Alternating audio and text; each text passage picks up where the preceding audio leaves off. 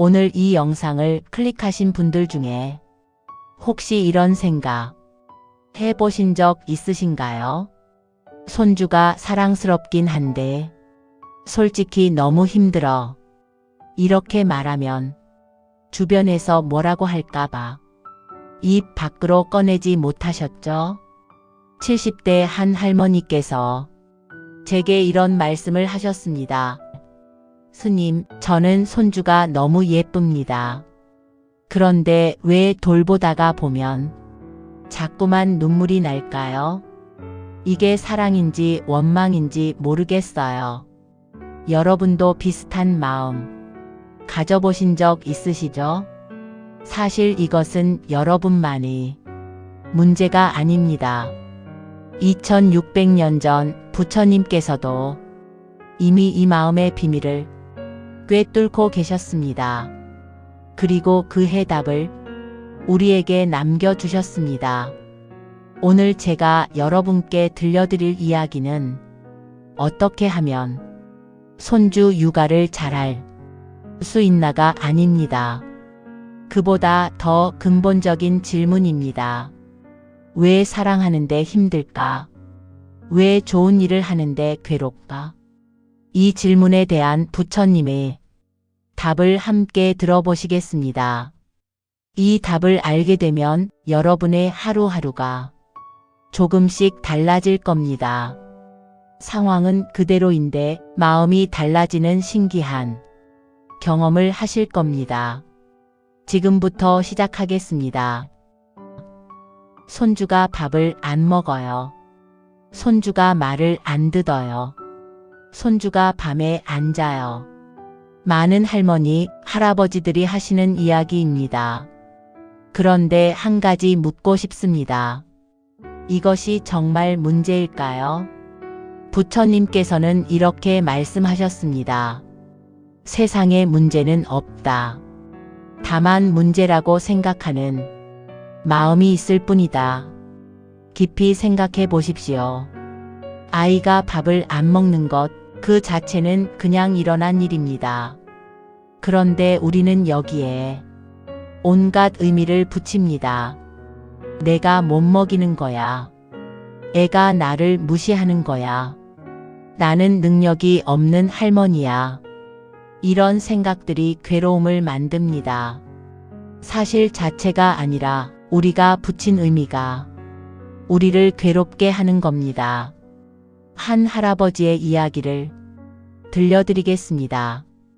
이분은 손주가 말을 안 들을 때마다 속이 상했다고 합니다. 내가 이렇게 돌봐주는데 고맙다는 생각도 없이 왜 말을 안 들어? 그런데 어느 날 이분이 깨달았습니다. 4살짜리 아이가 고마움을 알 리 없다는 것을요. 아이는 그냥 아이일 뿐입니다.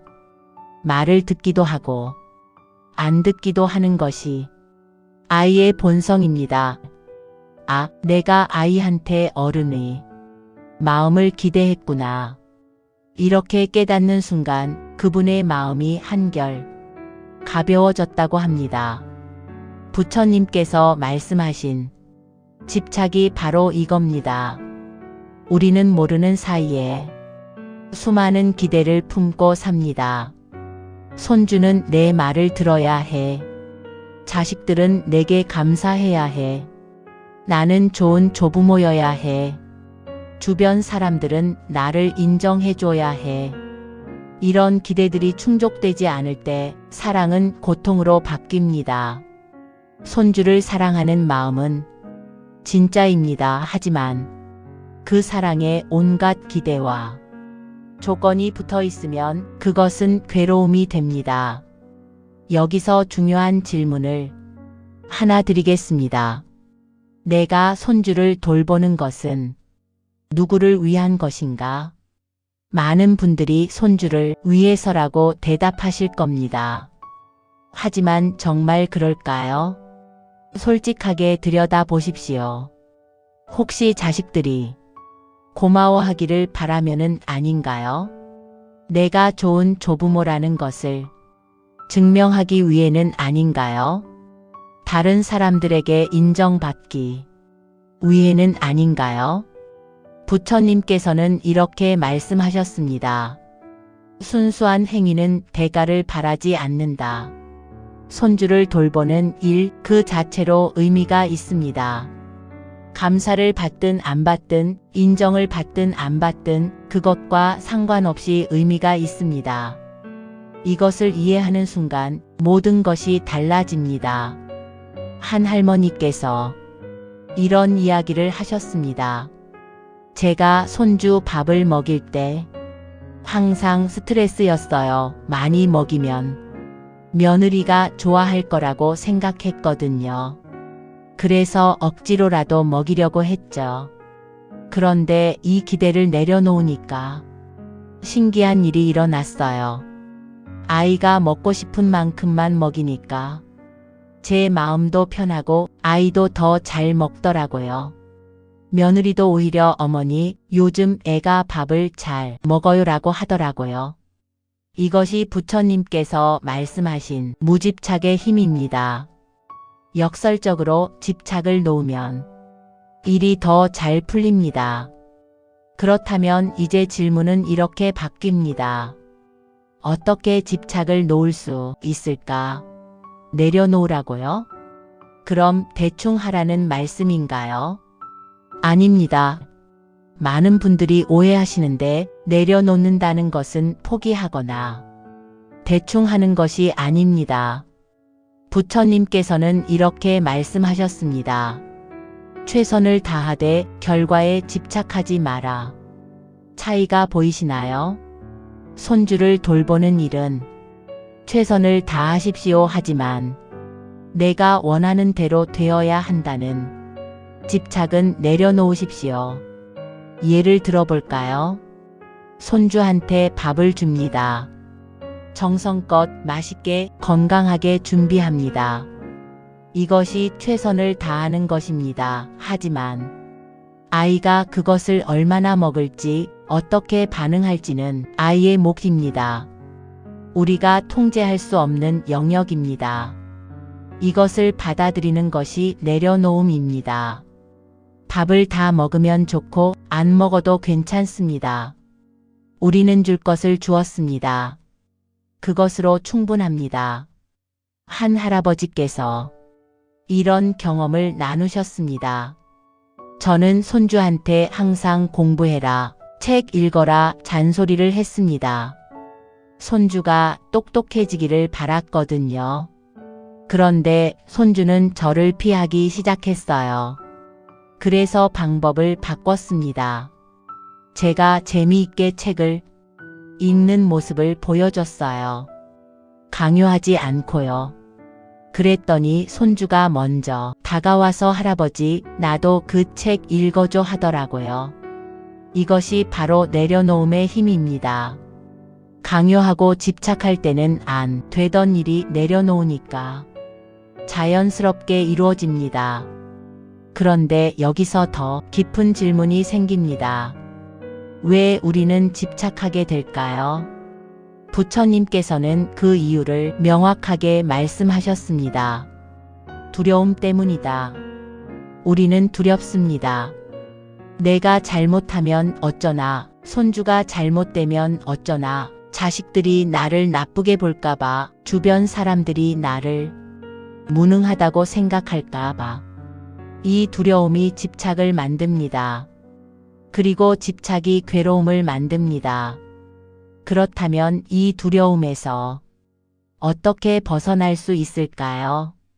부처님께서는 이렇게 말씀하셨습니다. 완벽은 환상이다. 완벽을 추구하는 순간 괴로움이 시작된다. 손주 육아에서 완벽한 조부모는 없습니다. 완벽한 아이도 없고 완벽한 상황도 없습니다. 모든 것은 불완전합니다. 그리고 그것이 정상입니다. 실수해도 됩니다. 화내도 됩니다. 지쳐서 못하겠다고 말해도 됩니다.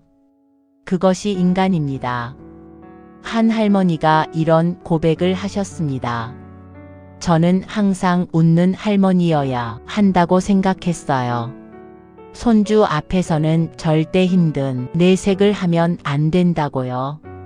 그래서 항상 참았죠. 그런데 어느 날 더 이상 못 참겠더라고요. 손주한테 할머니, 오늘 너무 피곤해. 조용히 좀 놀아줄래? 했어요. 그랬더니 손주가 제 손을 잡고 할머니, 그럼 같이 누워서 쉬자 하더라고요. 그 순간 깨달았어요. 완벽한 할머니가 아니라 솔직한 할머니가 더 좋을 수도 있다는 것을요. 부처님께서 말씀하신 자비는 남에게만 베푸는 것이 아닙니다.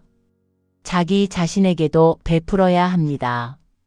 자신의 약함을 인정하십시오. 자신의 한계를 받아들이십시오. 자신의 실수를 용서하십시오. 그것이 진짜 자비입니다. 손주에게 밥을 먹이면서 무슨 생각을 하고 계십니까? 빨리 먹었으면 좋겠다. 저녁에 뭘 해먹지? 장도 봐야 하는데 병원 예약은 언제였더라? 우리 몸은 여기 있지만 마음은 다른 곳에 있습니다. 과거의 후회나 미래의 걱정 속에 있습니다. 부처님께서는 이렇게 말씀하셨습니다. 과거는 이미 지나갔고 미래는 아직 오지 않았다. 오직 현재만이 진짜다. 그런데 우리는 진짜인 현재를 놓치고 환상인 과거와 미래에 매달립니다. 한 할아버지의 이야기입니다. 이분은 손주와 놀아줄 때마다 마음이 불편했다고 합니다. 내가 젊었을 때는 이렇게 힘들지 않았는데 예전에는 훨씬 더 잘 놀아줬는데 이런 생각 때문이었죠. 그런데 어느 날 이분이 과거와의 비교를 멈췄습니다. 그리고 지금 이 순간 손주의 웃음소리에 집중했습니다. 손주의 작은 손이 자기 손을 잡는 감촉을 느꼈습니다. 그 순간 이분은 깨달았습니다. 이 순간이 얼마나 소중한가. 이 아이와 함께 할 수 있는 이 시간이 얼마나 특별한가. 부처님께서는 이렇게도 말씀하셨습니다. 걸을 때는 걷는 것을 알고 앉을 때는 앉는 것을 안다. 이것이 깨어 있습니다. 손주와 함께 있을 때 온전히 함께 계십시오. 손주 얼굴을 진짜로 보십시오. 손주 목소리를 진짜로 들으십시오. 손주와 나누는 이 순간을 진짜로 느끼십시오. 그러면 신기한 일이 일어납니다. 똑같은 상황인데 전혀 다르게 느껴집니다. 밥 먹이는 것이 짐이 아니라 함께하는 시간이 됩니다. 놀아주는 것이 의무가 아니라 기쁨이 됩니다. 재우는 것이 고역이 아니라 평화로운 시간이 됩니다. 한 할머니께서 이런 경험을 나누셨습니다. 저는 손주한테 책을 읽어주는 게 너무 지루했어요. 빨리 끝내고 싶었죠. 그런데 어느 날부터 정말 집중해서 읽었어요. 제가 읽는 이야기에 빠져들었어요. 그랬더니 손주도 집중하고 저도 재미있고 그 시간이 정말 행복하더라고요. 이것이 바로 현재의 머무름의 힘입니다. 그런데 미래 걱정도 빼놓을 수 없습니다. 언제까지 이렇게 해야 하나? 내 건강이 더 나빠지면 어떡하지? 손주가 크면 나를 기억이나 할까? 부처님께서는 말씀하셨습니다. 내일 일을 걱정하지 말라. 내일은 내일의 걱정이 있을 것이다. 미래는 아직 오지 않았습니다. 지금 걱정한다고 미래가 바뀌지 않습니다. 오히려 현재를 망칠 뿐입니다. 오늘 할 수 있는 일에 집중하십시오. 오늘 손주와 함께하는 이 시간을 소중히 여기십시오. 그것으로 충분합니다. 언제까지 해야 하는지는 중요하지 않습니다. 오늘 하루 이 한순간을 잘 보내는 것이 중요합니다. 스님, 그래도 너무 힘들어요. 부처님 말씀은 이해가 되는데 현실은 여전히 고통스러워요. 이렇게 말씀하시는 분들이 많습니다. 당연합니다. 부처님의 가르침을 이해하는 것과 실천하는 것은 다릅니다. 하지만 한 가지 알아두셔야 할 것이 있습니다. 부처님께서는 고통을 없애라고 하지 않으셨습니다. 고통을 다르게 보라고 하셨습니다. 부처님께서는 이렇게 말씀하셨습니다. 고통은 삶의 일부다. 고통을 피하려 하지 말고 고통 속에서 배워라. 손주 육아가 힘든 것, 그것은 사실입니다. 부정할 필요 없습니다. 하지만 그 힘듦 속에 숨겨진 의미를 발견할 수 있습니다. 한 할머니의 이야기를 들려드리겠습니다. 이분은 처음에 손주 육아를 억울해 하셨습니다. 내 나이에 왜 또 아이를 키워야 해? 내 인생은 뭐야? 그런데 시간이 지나면서 이분은 깨달았습니다. 손주가 없었다면 자신은 그냥 텅 빈 집에서 하루하루를 보냈을 거라는 것을요. 손주 때문에 힘들지만 손주 덕분에 삶의 활력이 생겼다는 것을요. 손주가 우는 소리, 웃는 소리, 뛰어다니는 소리, 시끄럽지만 그 소리 때문에 집이 살아있어요. 그 소리가 없으면 얼마나 쓸쓸할까요? 부처님께서 말씀하신 연기가 바로 이겁니다. 모든 것은 서로 연결되어 있습니다. 좋은 것과 나쁜 것이 따로 있는 것이 아니라 함께 있습니다. 손주 육아의 힘듦 속에 사랑이 있습니다. 지침 속에 의미가 있습니다. 괴로움 속에 성장이 있습니다. 또 다른 할아버지의 이야기입니다. 이분은 손주를 돌보면서 인내심을 배웠다고 합니다. 젊었을 때는 참지 못하고 화를 잘 냈는데 손주를 돌보면서 기다리는 법을 배웠다고요. 손주가 신발끈을 혼자 묶겠다고 할 때 처음에는 답답했어요. 제가 해주면 10초인데 아이는 10분이 걸리거든요. 그런데 기다려줬어요. 그 과정을 지켜봤어요. 아이가 혼자 해냈을 때 그 뿌듯한 표정을 봤어요. 그 순간 제가 배운 거예요. 기다림의 가치를요. 이것이 바로 고통 속에서 발견하는 축복입니다. 부처님께서는 또 이렇게 말씀하셨습니다. 집착하는 순간 그것이 괴로움이 된다. 우리가 자식들은 나에게 감사해야 한다고 집착하면 자식들의 작은 말 한마디에도 상처받습니다. 하지만 그 집착을 놓으면 자식들의 작은 관심에도 감사하게 됩니다. 우리가 손주는 내 말을 들어야 한다고 집착하면 손주의 고집에 화가 납니다. 하지만 그 집착을 놓으면 손주의 고집 속에서 독립심을 발견하게 됩니다. 우리가 나는 인정받아야 한다고 집착하면 인정받지 못할 때 괴롭습니다. 하지만 그 집착을 놓으면 인정 여부와 상관없이 평안해집니다. 한 할머니께서 이런 말씀을 하셨습니다. 처음에는 며느리가 고맙다는 말을 안 해서 서운했어요.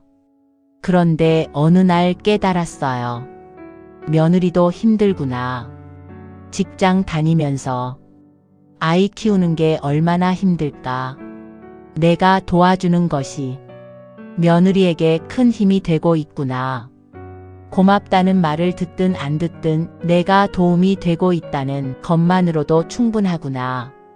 이것이 바로 집착을 놓는 것입니다. 그리고 집착을 놓으면 마음이 자유로워집니다. 그렇다면 이제 실천입니다. 부처님의 가르침을 어떻게 일상에 적용할 수 있을까요? 너무 거창하게 생각하지 마십시오. 작은 것부터 시작하면 됩니다. 호흡을 관찰하십시오. 손주 육아를 하다가 화가 치밀어 오를 때 잠깐 멈추고 3번만 깊게 숨을 쉬어 보십시오. 들숨과 날숨을 느끼면서요. 그것만으로도 마음이 조금 가라앉습니다. 감사를 실천하십시오. 매일 저녁 잠들기 전에 오늘 하루 감사한 일 3가지를 떠올려 보십시오. 오늘 손주가 웃어줬다. 오늘 날씨가 좋았다. 오늘 밥을 맛있게 먹었다. 이런 것들 말입니다. 감사하는 마음이 있는 곳에 행복이 있습니다. 자신에게 말을 걸어 보십시오. 오늘도 수고했어. 잘하고 있어. 너무 애쓰지 마. 이런 말들을 자신에게 해주십시오. 우리는 남에게는 친절한데 자신에게는 가혹합니다. 자신에게도 친절하십시오. 완벽을 추구하지 마십시오. 오늘 손주한테 소리를 질렀습니까?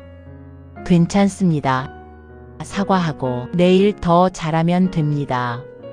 오늘 약속한 것을 못 지켰습니까? 괜찮습니다. 다음에 지키면 됩니다. 완벽한 사람은 없습니다. 자신에게 휴식을 주십시오. 손주를 돌보는 것도 중요하지만 자신을 돌보는 것도 중요합니다. 가끔은 자식들에게 부탁해서 혼자만의 시간을 가지십시오. 자신을 돌보는 것은 이기적인 것이 아닙니다. 오히려 손주를 더 잘 돌보기 위해 필요한 것입니다. 한 할머니께서 이렇게 말씀하셨습니다. 처음에는 혼자 시간을 갖는 게 미안했어요. 하지만 그 시간이 저를 충전시켜줬어요. 그리고 다시 손주를 만났을 때 더 여유롭게 대할 수 있었어요. 부처님께서는 말씀하셨습니다. 자신을 사랑하지 않는 사람은 남도 사랑할 수 없다. 여러분, 오늘 긴 이야기 들어주셔서 감사합니다. 손주 육아는 분명히 힘든 일입니다. 그 힘듦을 인정하는 것이 시작입니다. 힘들다고 말할 수 있어야 합니다. 지쳤다고 표현할 수 있어야 합니다. 하지만 동시에 이것도 기억하십시오. 이것은 특별한 인연입니다. 손주와 함께 할 수 있는 이 시간은 다시 오지 않습니다. 부처님께서 가르쳐 주신 지혜를 기억하십시오. 이래야 한다는 생각을 내려놓으십시오. 지금 이 순간에 머무르십시오. 고통 속에서도 의미를 발견하십시오. 그리고 자신에게 자비로우십시오. 여러분은 이미 충분히 잘하고 계십니다. 손주를 사랑하는 그 마음만으로도, 최선을 다하는 그 모습만으로도 여러분은 훌륭한 조부모입니다. 힘들 때는 쉬어도 됩니다. 못하겠다고 말해도 됩니다. 화가 나도 됩니다. 그것이 인간입니다. 부처님께서 마지막으로 하신 말씀을 기억하십시오. 고통 속에서도 평화를 찾을 수 있다. 그것은 마음먹기에 달려있다. 여러분의 마음이 평안하기를 바랍니다. 여러분의 하루하루가 조금씩 더 가벼워지기를 바랍니다. 그리고 손주와의 시간이 비록 힘들지만 나중에 돌아보면 가장 소중한 추억이 되기를 바랍니다. 오늘도 수고하셨습니다. 여러분은 정말 대단한 분들입니다. 감사합니다. 나무와 비탑을 관세음보살